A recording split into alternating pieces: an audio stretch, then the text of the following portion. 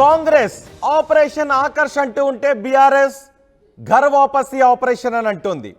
ఇప్పటికే బీఆర్ఎస్ను వదిలి 10 మంది ఎమ్మెల్యేలు కాంగ్రెస్లోకి వెళ్ళిపోయారు.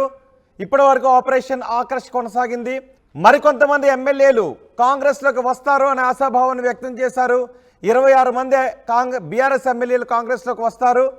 బీఆర్ఎస్ ఎల్పీ కాంగ్రెస్లో విలీనం అయిపోతుందని కాంగ్రెస్ నేతలు చెప్తూ వస్తున్నారు. కానీ ఇప్పుడు బీఆర్ఎస్ను బదిలీ కాంగ్రెస్లోకి వచ్చిన ఎమ్మెల్యేలు తిరిగి సొంత గూటికి వెళుతున్న పరిస్థితులు కనిపిస్తున్నాయి. మరో 3 ఎమ్మెల్యేలు సొంత గూటికి వెళ్లే అవకాశం ఉందనే చర్చ జరుగుతోంది.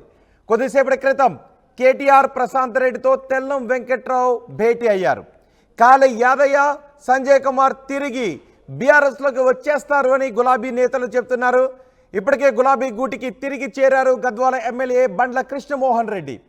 అనర్హత వేటు భయంతోనే తిరిగి ఘర్ వాపసీ అవుతున్నారు అనే చర్చ జరుగుతోంది.